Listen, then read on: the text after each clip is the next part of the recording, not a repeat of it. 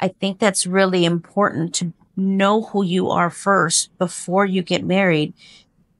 Because marriage is hard enough as it is already. Like we mentioned this before. It's like marriage is a choice every single day to continue to love that person. Yep. Day in, day out. And not that it's going to be perfect and that you're going to just, be wanting to be all over them every single time. No, it is hard enough to wake up every day and love the same person. Right. Till death do you part, right? I mean, it's when you still don't know who you are, you're still trying to figure yourself out. How can you give yourself to somebody else without knowing who you truly are first? Right. And foremost. And then second, like, because of all the challenges already, and marriage is great, and we're all for marriage, it's just, we have, a daughter that's getting married, right? At a young age too, right? And, so this is like, that's why we're talking about, like, this is conversations we've had even recently with our daughter, and in that sense of, and they love each other, and that's great. It's just, as parents, we want to try to keep them from avoiding mistakes, right? Like, not that we're going to succeed in everything, but we try to at least give them the best advice we can based on what we know, right? And because there's already challenges in this day and age, right? Because of social media, all the dating apps, and just in general, the world, knowing who you are first, having some sort of financial security. That's going next to it. Like, we're going to talk about security because we're talking about career. Look, the Kids Data Account Center, that's another status that I got right now. The median income for the family of parents, like married parents in 2023, is an estimate of $132,000. That's to survive, quote unquote. And father in a home, it's a 62,000, and an additional 39,000 probably if both of them are working, like a dual income. So most people would say, well, I'm not ready to have kids because I don't have enough money. Right now, as of 2023, recently the stats say that it takes about $123,000 to live comfortable-ish right now. That's not including inflation and everything that's going on with the whole Bidenomics and all that kind of stuff, whatever. I don't care if you cancel me about that, but anyway. But it's just like, think about it. Years ago, man, if we made $25,000, $30,000, we made it work. Yeah.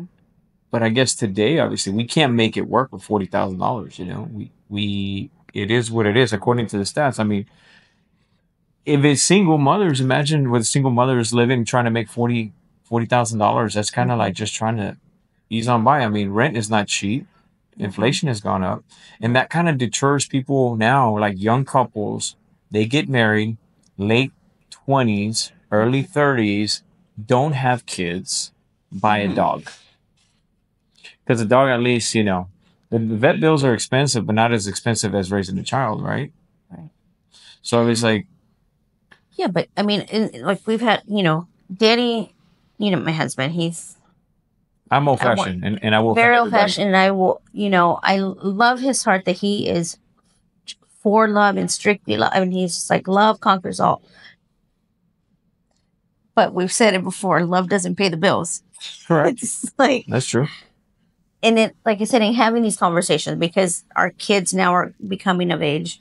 You guys have younger kids that eventually you guys will have the same conversation with at some point, If they were 19 or 18, fresh out of high school, they're like, Mom, we really, really love each other and we want to get married, and they don't have a job and they're barely still in school and living at home. Like, how would you approach that? Besides having the long conversation, it would pretty much be the same rules apply. You speak in truth and love. So you would tell them, hey, look, this is what our hopes would be for you. Here's going to be the pitfalls. And this is just me particularly because I feel very strongly in people making their own choices. And God gives us the ability to make our own choices. And so I'm not going to take that away from, I don't want to take that away from anybody unless they're like, they want to choose to kill me or something. That's wild like that. But for the most part, and I've had to deal with those tough choices in my life, with my parents and my sister, where there's been life choices and what do they want to do in the end at their end stages, or in my job, and how those things where people are on death's doornail and figuring out what they want to do. Yeah, that's pretty heavy. So the same rule would apply for them. Hey, look, this is what you have now. Now, if they decide to continue, for me particularly, I would vouch. So, okay, hey, look, we'll take you in then, because we if we can, we have the room. We'll let you stay here and get married and stay here, and we're going to help prepare y'all to have your own place. Because at the end of the day, I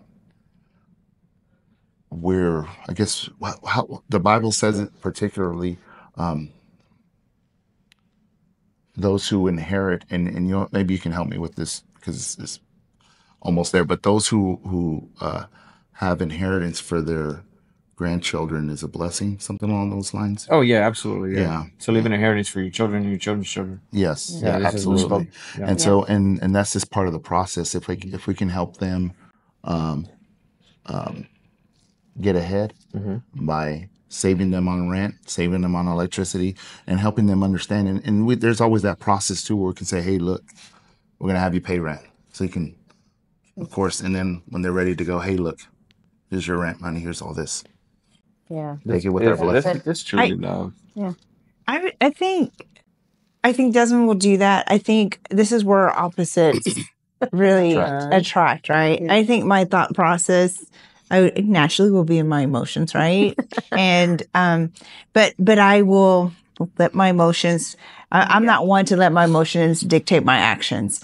But I think for me, I would ask them, talk to me on what you think marriage is. Right. So I would want them, what does marriage mean to you? Talk to me about marriage. What's your role in a marriage?